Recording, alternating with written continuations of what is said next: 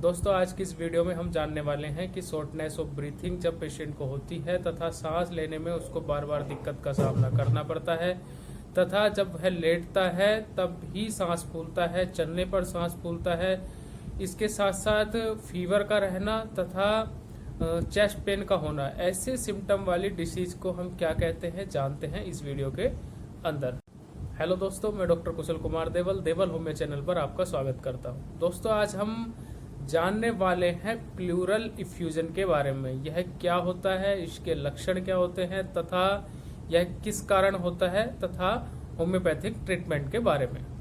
Friends, हमारे फेफड़ों के चारों तरफ एक प्रकार की लेयर पाई जाती है जिसको कि हम प्लूरल मेम्ब्रेन के नाम से जानते हैं। इस प्लूरल मेम्ब्रेन के अंदर भी एक स्पेस पाया जाता है जिसको प्लूरल स्पेस के नाम से जाना जाता है।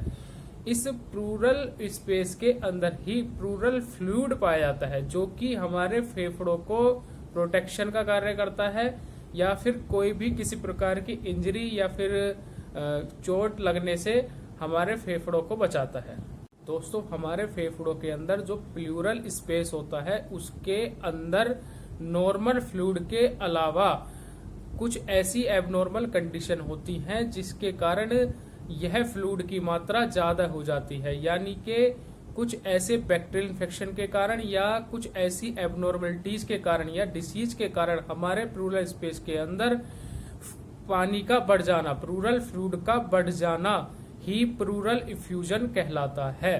यानी कि इसको हम आम भाषा के अंदर फेफड़ों के अंदर पानी भर जाना के नाम से भी जानते हैं।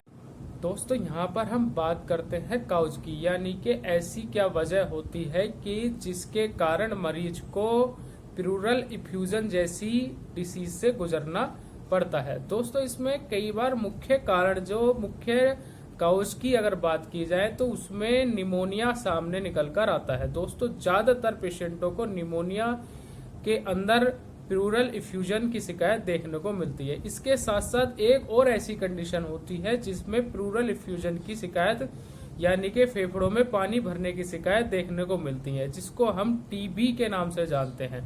टीबी के अंदर मरीज को भी फेफड़ों के अंदर पानी भर जाता है। इस कंडीशन में मरीज को सांस लेने में दिक्कत होती है, फीवर आता है, वजन कम होने लगता है, भूख का ना लगना, ऐसे सिम्टम भी पेशेंट को देखने को मिलते हैं। इसके साथ साथ दोस्तों और भी ऐसी कई एबनॉर्मल कंडीशंस होती हैं, जैसे कि कोई क्रोनिक लंग इन्फेक्शन रहा हो, उसके कारण भी पेशेंट को फेफड़ों के अंदर पानी भर जाता है। इसके साथ साथ कोई हार्ट डिसीज से पेशेंट ग्रसित हो, इसके साथ साथ एक लंबे समय से किडनी डिसीज से अगर पेशेंट ग्रसित है तब भी फेफड़ों के अंदर पानी भर जाता है। इसके साथ साथ किडनी फेलियर, यह भी एक मुख्य कारण है फेफड़ों के अंदर पानी भर जाने का, यानी कि प्लूरल इफ्यूजन का।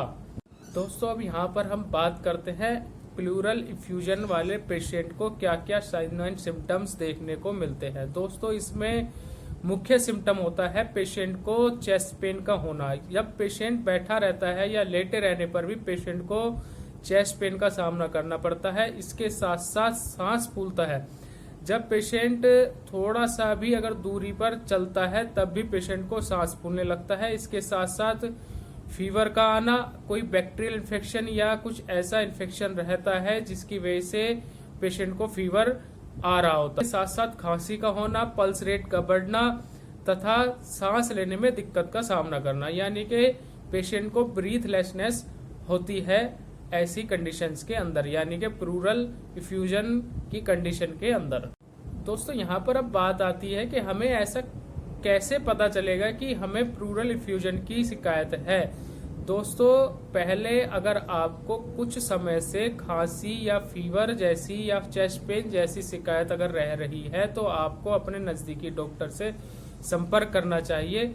संपर्क करने पर डॉक्टर आपको फिजिकल एग्जामिन सबसे पहले करता है। फिजिकल एग्जामिन करते समय ही वह आपका डाटा कलेक्ट करता है कि आपको कितने समय से किस प्रकार की दिक्कत का सामना करना पड़ रहा है, जैसे कि खांसी है या फीवर है, फीवर के साथ साथ सांस फूल रहा है, ये सारे सिम्टम्स वह कलेक्ट करता है। तो उसको आपकी दिक्कत का पता फिजिकल एग्जामिन के साथ साथ ही लग जाता है। दोस्तों फिजिकल एग्जामिन के बाद वह आपको इन्वेस्टिगेशन एडवाइस करते हैं। दोस्तों इसमें वह मुख्य रूप पर सीबीसी तथा चेस्ट एक्सरे तथा इसके साथ साथ एक अल्ट्रासाउंड चेस्ट भी कराकर देखते हैं। दोस्तों मोस्टली तो इन्हीं इन्वेस्टिगेशन से पता चल जाता है, लेकिन कई बार क्वांटिटी कम होने के कारण अगर डायग्नोज नहीं बनता है तब सीटी स्कैन या एमआरआई जैसी इन्वेस्टिगेशन भी कराकर देखनी पड़ती है। इसके साथ साथ हमारे स्पूटम की जांच भी करके देखनी पड़ती है। दोस्तों अगर मैनेजमेंट की बात की जाए तो दोस्तों जब हमारा डायग्नोज बन जाता है, अगर हमारे डायग्नोज के अंदर या अल्ट्रासाउंड या चेस्ट एक्सरे के अंदर प्लूरल इफ्यूजन डायग्नोज हो जाता है, तो उसके बाद एक निडिल के द्वारा उस प्लूरल इफ्यूजन को, उस फ्लूइड को चेस्ट से निकाल लिया जाता है तथा उसके बाद उस सैंपल को लैब के अंदर भेजा जाता है। लैब के बाद में जो रिपोर्ट आती है, यानी कि वह पानी निमोनिया का है या फिर टीबी का है या फिर अदर किसी और चीज का है, यानी कि कैंसर या किसी और डिसीज से ग्रसित है, तो फिर उस प्रकार का इलाज किया जाता है।